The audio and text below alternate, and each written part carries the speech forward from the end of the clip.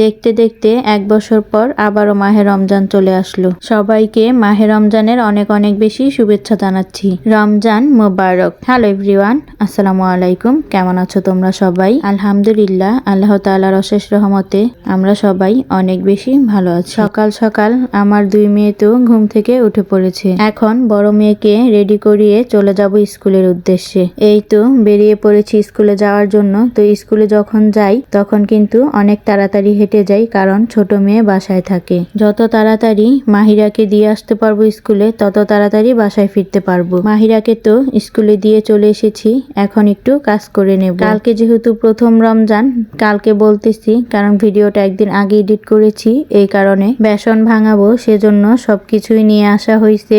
এখন রোদ্রে শুকাতে দিব। আমি প্রতি রমজানের আগে বেসন ভাঙিয়ে নিই, তবে এবার অনেক বেশি লেট হয়ে গেছে, তাই দেরি না করে তাড়াতাড়ি রোদ্রে শুকানোর ব্যবস্থা করতেছি। আর 2টা পাত্রে দিচ্ছি, এতে করে খুব তাড়াতাড়ি রোদ্রে শুকিয়ে যাবে। আমি এখানে বেসনের জন্য নিয়েছি বুটের ডাল, মুসুরি ডাল, পোলাওয়ের চাল, আতপ চাল, মুগ ডাল আর সাথে অ্যাঙ্কার ডাল। এগুলো দিয়ে আমি খুব ভালো করে শুকিয়ে নেব। খুব ভালো করে শুকিয়ে নিলে ভাঙানোটা অনেক সুন্দর মিহি হবে, আর যত মিহি হবে খেতে তত বেশি ভালো লাগবে। তারপরে তো চলে এসেছি রান্নাঘরে রান্না করার জন্য।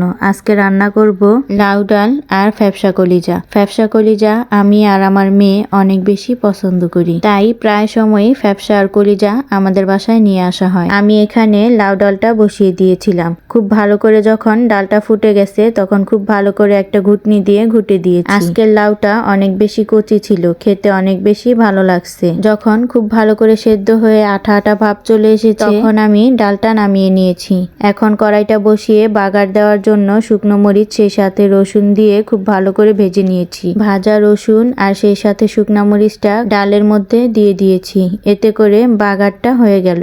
এত সুন্দর একটা ফ্লেভার আসবে ডালের থেকে, এটা তোমরা না খেলে কখনোই বুঝতে পারবা না। এই বাগারের কারণেই ডালটার টেস্টটা অনেক বেশি বেড়ে যায়, অনেক বললেও ভুল হবে, প্রায় দ্বিগুণ বেড়ে যায়। আমি যখনই ডাল রান্না করি, মানে লাউ ডাল, তখনই কিন্তু এরকম ভাবে বাগার দিই, এতে করে ডালটা খেতে অনেক বেশি ভালো লাগে। রান্নাটা চুলায় বসিয়ে রেখেছিলাম, তারপর চলে গিয়েছিলাম ডালগুলো নাড়া দিতে। ডাল নাড়া দিতে গিয়ে দেখলাম পাত্রগুলো রোদ্রের থেকে ছায়ায় পড়ে গেছে, সেজন্য আবার রোদ্রে গিয়ে দিয়ে আসলাম, এতে করে খুব ভালো করে শুকিয়ে নেওয়া যাবে। আর এইদিকে তো আমি কলিজা আর ফ্যাপসা ভুনাটা করে নিচ্ছি। আর যখন খুব ভালো করে কষিয়ে নিয়েছি, তখনই দিয়ে দিলাম ঝোলের পানি। মেয়েকে তো এখানে বসিয়ে রান্না করতেছিলাম, তো সর্বশেষে অনেক বেশি কান্নাকাটি করছিল, তাই রান্নাটা চুলায় বসিয়ে নিয়ে গেলাম ওকে ঘরে নিয়ে শান্ত করে ঘুম পাড়িয়ে এসে তারপরে দেখি তরকারিটা প্রায় হয়ে এসছে। এখন খুব ভালো করে ঝোলটা টানিয়ে নেব, মানে যতটুকু পরিমাণে আমাদের লাগবে অতটুকু পরিমাণ রেখে তারপর নামিয়ে নেব। তারপরে তো চলে এসেছিলাম সন্ধ্যাবেলা। অফ ক্যামেরা অনেকক্ষণ ছিলাম, ভিডিও করা হয়নি। তো আমি এগুলো না খুব ভালো করে মুছে নিব, তার কারণ হচ্ছে এগুলোর মধ্যে অনেক ধুলোবালি থাকে, যেহেতু আমি ধুয়ে দেই নাই, এগুলোকে খুব ভালো করে মুছে নিলে তাহলে আর কোনো ময়লা থাকবে না। আর আমি কিন্তু এরকম ভাবে মুছে তারপরে ভাঙাই, এতে করে ভালো হয় বলতে ভাঙানোটা অনেক বেশি মিহি হয় আর খেতে অনেক বেশি ভালো লাগে। আজ এখানেই বিদায় নিয়ে নিব, দেখা হবে নতুন কোনো ভিডিওতে। ততক্ষণ সবাই ভালো থাকবে, সুস্থ থাকবে। আল্লাহ হাফেজ, আসসালামু আলাইকুম।